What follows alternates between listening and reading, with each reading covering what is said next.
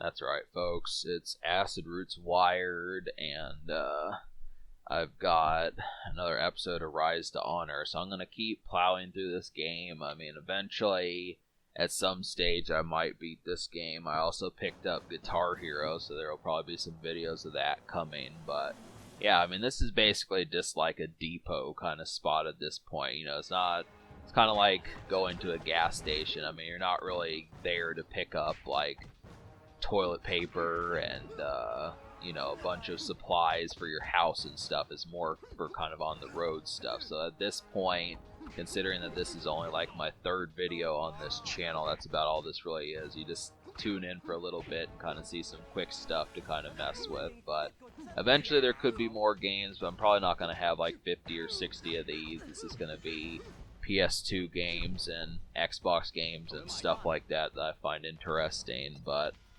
at least for now, we just enjoy what there is. So, yeah, so basically, this game is a little bit trickier. I almost wonder what the final boss is going to be like, because I seem to be able to whip some of these guys' asses, but I noticed that there's not really health. So that's kind of the thing, is I would almost think I need that, just because really, it seems like you have to beat these stages in one go, because the enemies wind up kicking my ass the first time, and I was just kind of like, well, they need to introduce something, like Jet Li needs to eat, like, some sort of food to kind of help him, kind of get him back on the right track. At least with Castlevania, you could say that you eat beef or something, but I don't know what Jet Li likes. I mean, that's the thing. I've seen a handful of his movies, but he doesn't really have like a power-up of any sort. But it's too bad that there weren't more games like this. This was kind of a standalone. I mean, at least 20 years ago when this game came out, Jet Li was still in movies. I mean, he's kind of quietly retired somewhat. I mean, he doesn't do movies as much as he used to, but he was in a movie with DMX. I think he was actually in 2 movies with DMX, and then he was in a movie with Aaliyah. And I know he did Romeo Must Die, and then he did some other movie. But yeah, those are just good ones. So yeah, I mean, basically the thing about this game is it's just pure action. That's really what you have to pay attention to. Is it's just pure action. The storyline kind of pushes things along, but for the most part, it's not like there's a real bunch of buttons that you're going to have to press. It's pretty straightforward, and that's like the whole point. I just feel like this is like the perfect rental game back in the day. You just woke up, played this game, and fucked around with it, and that was kind of the thing. But yeah, I'm just trying to think in terms of music, because this is associated with my music channel. I just feel like I have like a slight duty to kind of tell you what I've been up to music-wise, but there just has not really been much. These days have just been so mellow. I mean, I've been watching other YouTube channels, but I mean, really, it just feels like everything has to be about the past. Like, in terms of rap music, the big thing that's going on right now is Lil Baby and Lil Durk's Voice of the Heroes, but if you're not into mainstream rap, there's just not much going on. I mean, I think I did somewhat pay attention to DJ Khaled's album, but I don't think it's a classic. But, there's just a bunch of stuff. I'm kind of on my relaxation period for doing stuff on Acid Roots and this channel, just because, it's summer, but, I mean, honestly, the only thing that's really coming out is just mainstream stuff. I mean, MGK dropped a couple of songs, but he kind of takes his time. He does pre-promotion these days rather than post-promotion. That's what I noticed with, like, the past few records that he's done is, Tickets to My Downfall was good, but he didn't promote it past, like, My Ex's Best Friend, which actually came out before Tickets to My Downfall. So it just seems like everyone these days kind of does pre-promotion more so than post-promotion. So it's just not very, I mean, you just have to say, well, where do you go from here? And that's kind of the thing. Justin Bieber kind of dropped a decent album with his Justice project. I remember, like, the Needle drop kind of saying that he didn't like the Martin Luther King segments on there. I mean, I didn't really pay attention to those, but I do feel like Peaches is at least a stellar song. I wasn't too big a fan of Holy, and the rest of the singles I didn't really pay attention to, but I do at least like Peaches. And, I did like last year's Changes album. I felt like that was pretty decent. I mean, it feels like Changes was more R&B related more so than Justice is, but there's certain records by Justin Bieber that I do like. Like, I do like Changes, and I really like Purpose that came out back in 2015. I was going to review that on Acid Roots back in the day, but I just never got around to it. It's the same thing with The Weeknd. I mean, people wonder, well, why haven't you reviewed any Weeknd records? I do like him, and that's the thing. He's not someone that I'm avoiding. I just kind of feel like it's just his records are so put together that it takes more time to review them. But definitely I was going to review Beauty Behind the Madness back in like 2015, 2016. I was going to give that a pretty high score. I mean, because that has like 6 or 7 singles off of it, and they're all outstanding. That's the thing. So, you know, for people who like The Weeknd but noticed I haven't done anything by him, I am a fan of him. So, but yeah, so basically, I mean, this just plays out like a movie Jet Li. A Jet Li movie. I mean, really, it's just mostly a vessel for getting Jet Li to fight, and if you're trying to pay attention, I really feel like I need to switch the text over to English. It just feels like these guys are talking in a different language the whole time, and I've been kind of tired of that. I do want to kind of hear Jet Li talk, so I'm just going to have to switch that low-key next time, so we don't have to hear it like it.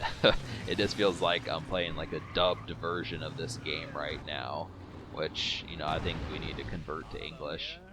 I don't know if he actually said impressive there. I don't know. I mean, I just was kind of going forth in this, so. But this game is very similar to Max Payne, and that just happens. I'm definitely thinking about doing that game also, kind of figuring out Max Payne. I can't really beat Grand Theft Auto 3, but I would do that game if I could. I mean, I feel like that's probably the one out of the several PS2 GTAs that I could probably do. I mean, I tried doing Liberty City Stories back in the day, but I'm just not very good at that game.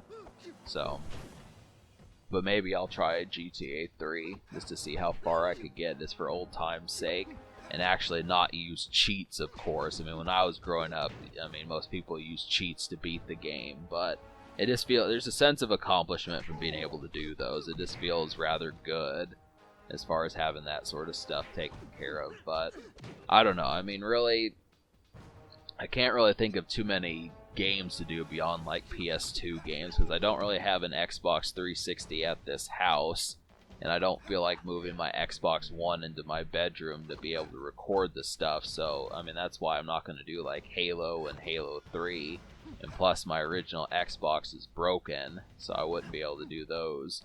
But I do have plenty of Xbox games over here. I mean, I have Halo, I have Fable, I have Enter the Matrix, I have Elder Scrolls, Splinter Cell, stuff like that. There's just an overabundance. I bought a lot of them back in the day, but just never messed around with them just because my Xbox pissed me off.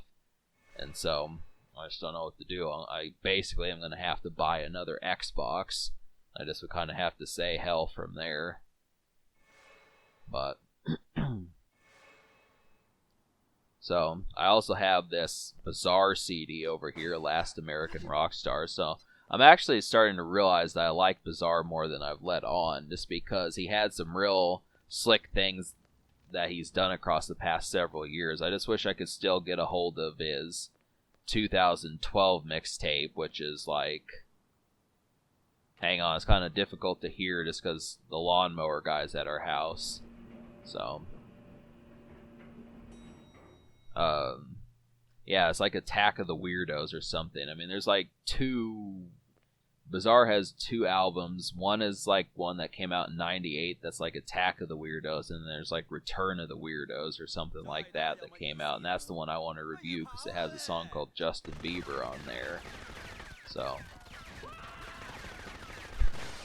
but it used to be on Spotify back in the day. It's too bad that it still isn't.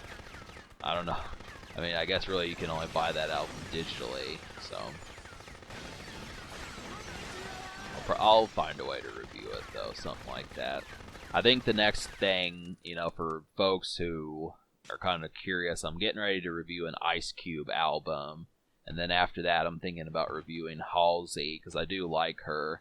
I liked her a lot in 2017, 2018 when she dropped her Hopeless Fountain Kingdom. Felt like that was, I mean, that had good singles. I mean, I didn't feel like the album was a classic, but the songs she released to radio were really good. And I just remember hearing a bunch of those on the radio. I remember Alone. I remember Bad at Love. I used to hear that like every day waking up. And then Now or Never was pretty good also. And then there's like one called Eyes Closed, which I might have heard. I don't know if my radio in like Missouri plays promotional singles. I mean, I do have a rhythmic radio, but it never really seems to talk about promo singles, which is too bad because some of them are actually decent. I mean, my rock radio station will play promo singles, but not so much R&B and pop and rap stations. I can't tell if that's like a chick, you know, the really small person, because it didn't sound like she had a girl voice when I was hitting her, so I just hope that I don't know. I mean, really, for Jet Li to actually throw fists at a woman, and he seems like the personality type that wouldn't do that, but I just don't really know.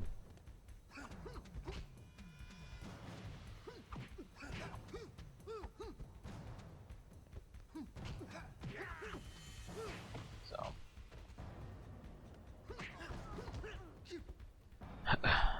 but it's got some good stuff afoot. So I mean, probably video number 4 on this channel would probably, well, I'm not gonna make any promises.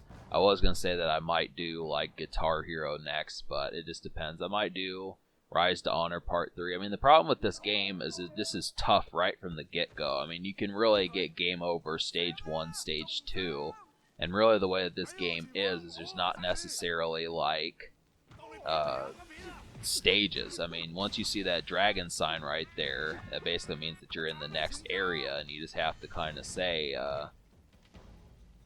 that, you know, you're at the next part of the game. So, I mean, you go back to full health, but it doesn't really reveal what stage you're at and stuff. So this is kind of one big session, but that's why this game feels so much like a rental, because it just feels like an arcade game that you just keep playing until you beat, but it's just on the PS2. And so I thought that you were supposed to protect that guy with a cleaver. I don't know why you wound up having to attack him, but just, I mean, just the way he was defending people, I don't know what the point in that was, where it was sitting there showing him fighting those people, and then you have to wind up fighting both of them. Didn't really make too much sense, but I kicked his ass, so. And these guys get shot. There's not much plot to this game, that's the thing. This is like, I don't really feel like Jet Li movies don't really ever have like assistant people. I mean, the closest that came to that was Cradle to the Grave with DMX, and for the most part, there's not really a player 2 and kind of like an assistant buddy that can help you out and stuff. It'd be nice, but I think this was just mainly meant to be an action game. There's not much co-op games for the PS2, which is too bad, because I prefer those kinds of games. But I would suppose I could probably beat this game. We'll find out.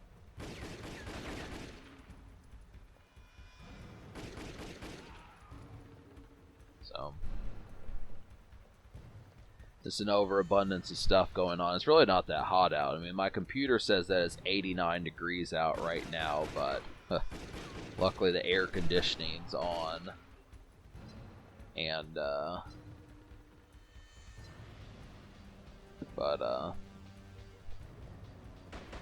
yeah.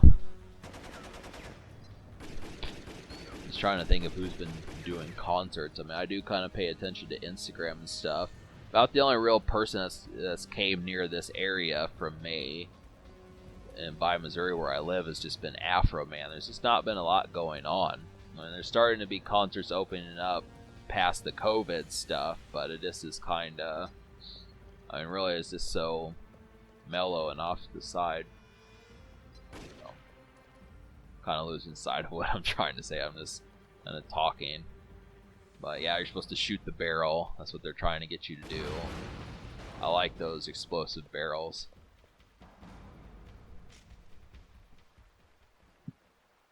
But yeah, so apparently when you fight this boss that's getting ready to come up, you're supposed to actually lose them. I kind of figured it seemed tougher than what it was supposed to be, because the last boss that I fought in part 1, I could at least knock out after taking. I mean, the fact that there's 2 of them and you attack them all that way and they don't really take damage that much kind of indicates that maybe you're not supposed to, but maybe you actually can beat these guys. It just would take a lot of effort, but it just feels kind of strange that it would augment that and not give you warning that you're actually supposed to lose. So, alright, so we're about, here's the phone. So we're about at the end of this episode, so I don't know when part 3 is coming, but stay tuned, subscribe for more fun, and you'll see it. So, yep, stay tuned.